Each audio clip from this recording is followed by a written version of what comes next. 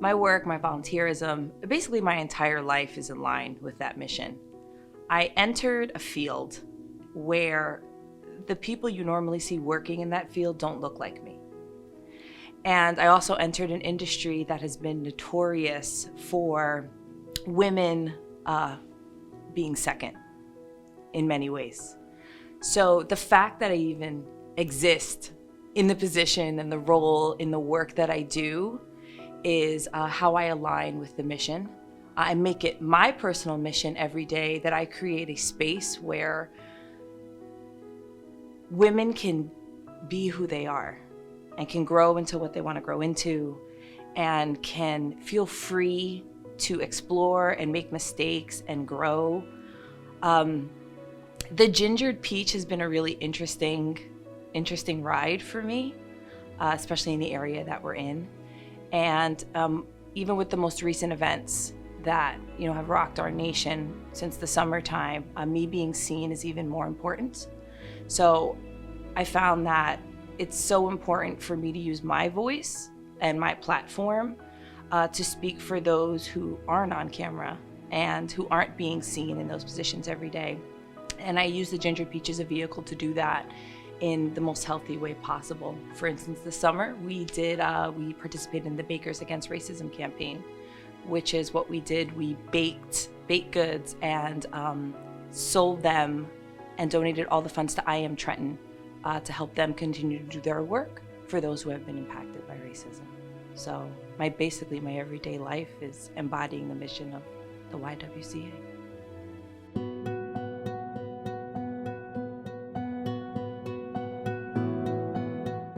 That'd be my grandmother, Johnny.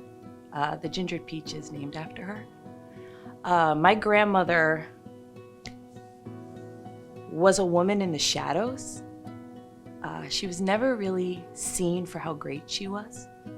So I think she made it her life's mission to encourage her granddaughters to shine and be seen. She was so tough, yet so gentle and soft and compassionate. She taught me how to bake. My father taught her how to read. So it was really this beautiful evolution of a relationship with another woman, and she just really cheerleaded all my decisions.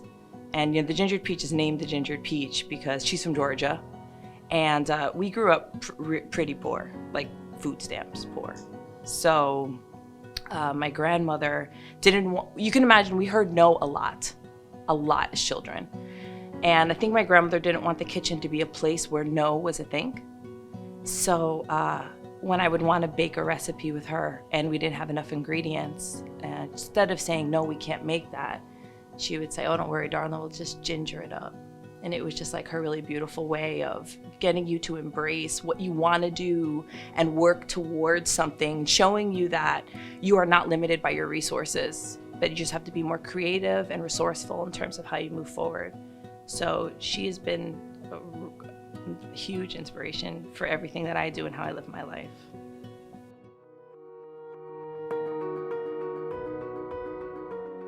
Don't quit. There's gonna be a day where you're gonna quit. There's gonna be a day where people don't like what you stand for. There's gonna be people who's gonna tell you, stop getting involved in politics and uncomfortable things and stick to baking. Stick to being an entrepreneur. That's your job. That's what we pay you for. Nothing gets done when you settle into the comfort of what others think you should be doing. So do what makes you happy and keep pushing towards that and keep fighting. And when you fall, get back up. Understand that you can't make everybody happy. I just rented an office. So the first time I have an actual office after 6 years in business. And I bought a framed piece of art and it says, you can't please everyone, so do it for yourself.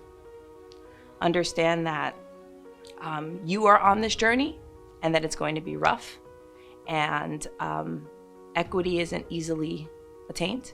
So this is an uphill battle, but as long as you fight the good fight, understand that there are people in it with you and you can do it. So just keep going.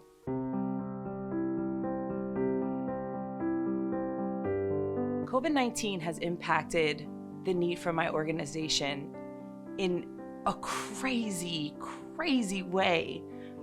You can imagine as being, okay, the story that we're hearing on a nationwide level is how small businesses are being impacted by this, especially the food industry. It's just getting hammered. One of the saddest days I've probably had in my career was when I had to temporarily close the Gingered Peach and I had no update. I had no guidance. My staff looks to me as a leader. And in that moment, I couldn't be that leader because I didn't have an answer. No one knew what was going on. COVID-19 brought nothing but uncertainty into my life when I felt like I was finally on a trajectory and I had finally made it over the hump of just getting open. And I remember making a very conscious decision. In fact, I posted on our social media. I have a whiteboard that I keep in my kitchen, and it basically maps out how I'm gonna build an empire in Lawrence Township. And I erased that entire whiteboard because it didn't matter anymore, because I wasn't in control anymore. I couldn't control anything. And the only thing I wrote on it when it was done was to be better. I knew in that moment I couldn't be Joanne, the person who bakes, the baker that everybody's come to know. I needed to be something different for my community. And I needed to understand that my role had now changed and that I had to shift that role. I didn't realize how critical that decision was going to be to mentally acknowledge that decision. I didn't realize how critical that was going to be until we were in it. And how we decided instead to use our resources to help those around us. We used our social media platform to champion for the other small businesses who stayed open and decided to push through it. We used our relationship with King Arthur Flour. We've used their flour since, oh my gosh, we've opened. And they started a For Goodness Bakes program. And I reached out to them and said, hey, I've been using King Arthur Flour for like 10 years. We want in. I want to donate bread to the Trenton area soup kitchen. So King Arthur Flour gave us like a ton of money to bake a bunch of bread to send to the soup kitchen. It became filming baking lessons at home because I knew that people were probably going stir crazy and needed an outlet for creativity because we were all trying to be safe.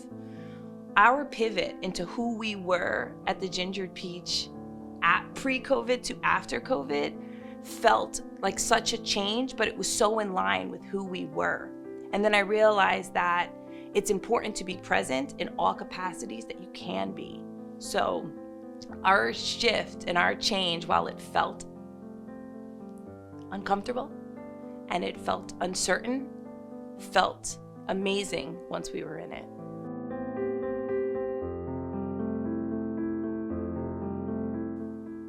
By just continuing to do what I do. And as I grow to not forget that it's like the founding principle of who I am as a person, I'm not exactly sure that I'll ever not continue to push that mission. Because every day in my life, there is a situation where I'm reminded that I'm still not equal yet. Every day. So I'll just continue the Gingered Peach's staff is 90% female. Not even on purpose. The talent falls where the talent falls. I just have the clear vision that I can see them. So my job will just be to continue to encourage those women, to grow those women, to make them better than the Gingered Peach so that when it's time for them to move on, the next person is ready for them. And if they want to stay, to continue to mentor them and help them see that there are the boundaries that exist for them, I don't see that. And that they can easily move forward with whatever their plans are, their goals are, their dreams are. And to do that for my daughter, I have a 9-year-old.